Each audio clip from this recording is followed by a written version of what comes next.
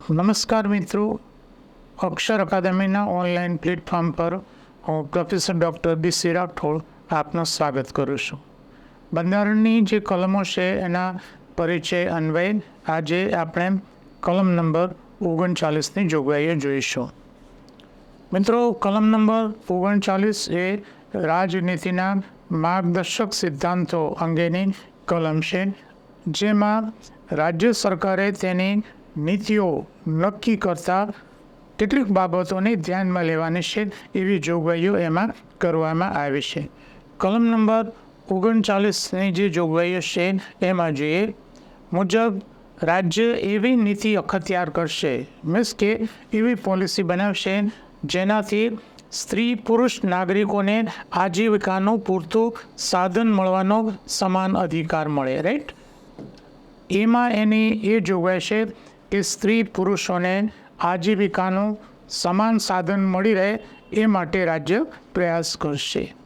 બીજી વિગત એ છે કે સમાજની ભૌતિક સાધન સામગ્રીની માલિકી અને નિયંત્રણનું વિતરણ લોકહિતમાં ઉત્તમ રીતે જળવાય એ રીતે કરશે. એટલે કે જે આર્થિક જે સાધનો છે એનું નિયંત્રણ અને એનું વિતરણ લોકહિત જળવાય એ રીતે કરશે. અર્થવ્યવસ્થાનું પ્રબંધન એ રીતે કરશે જેથી ધન અને ઉત્પાદનના સાધનોનું અહિતકારી કેન્દ્રીકરણ ન થાય. મુદ્દો એ છે કે જે આજીવિકાના જે સાધનો છે અર્થવ્યવસ્થાનું આયોજન એ રીતના કરશે જેથી કરીને જે ધન અને ઉત્પાદનના જે સાધનો છે એનું અહિતકારી કેન્દ્રીકરણ, એટલે કે સરકાર એ રીતના વહેંચણી કરે કે અમુક વર્ગની પાસે એ આવે અને બીજાને ન મળે, તો સરકાર આવું અહિતકારી વહેંચણી નહીં થાય એની કાળજી રાખશે. હા, એના પછીનો મુદ્દો જે પરીક્ષામાં પૂછાય છે ડીમાં, સરખા કામ માટે સ્ત્રી પુરુષોને સમાન વેતન મળે એ માટેની જોગવાઈ કરશે. કે સમાન કામ માટે સ્ત્રી પુરુષોને સમાન વેતન એ કલમ નંબર 39ને ડી અન્વયે એની જોગવાઈ છે.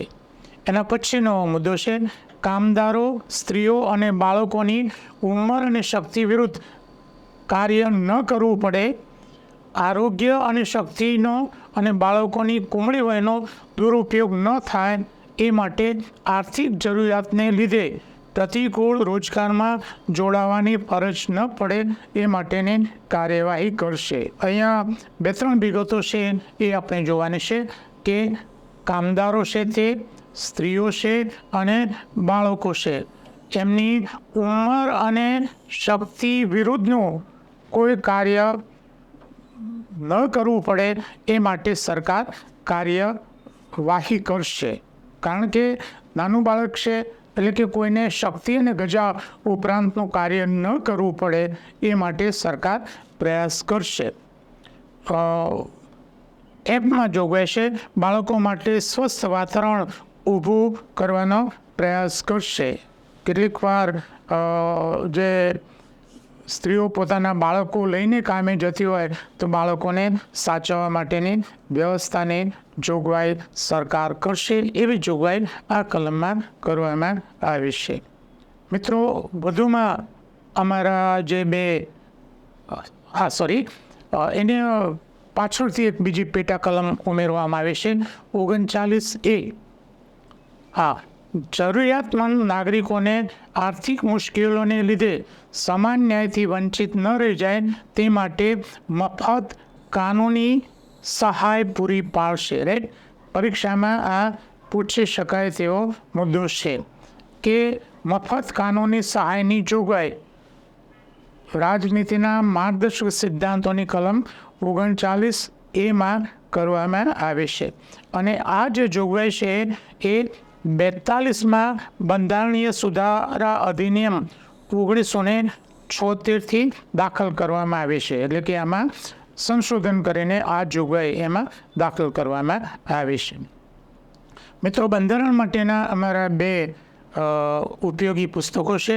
ભારતનું બંધારણ અને રાજ્ય વ્યવસ્થા, વન લાઇનર અને MCQ પ્રકારનું પુસ્તક છે. ક્લાસ 3 માટે ખૂબ ઉપયોગી પુસ્તક છે કોન્સ્ટેબલ માટે.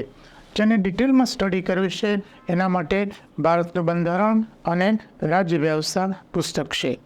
આ ઉપરાંત અમારી 2 ટેલિગ્રામ ચેનલ છે. BC રાઠોડ કરંટ અફેર્સ, જેમાં રોજે રોજનું કરંટ અફેર્સ ઉપરાંત 10 થી 15 જેટલી પોસ્ટ મૂકવામાં આવે છે. 1-2 ફ્રી વિડીયો મૂકવામાં આવે છે અને માસિક કરંટ એમાં મૂકવામાં આવે છે.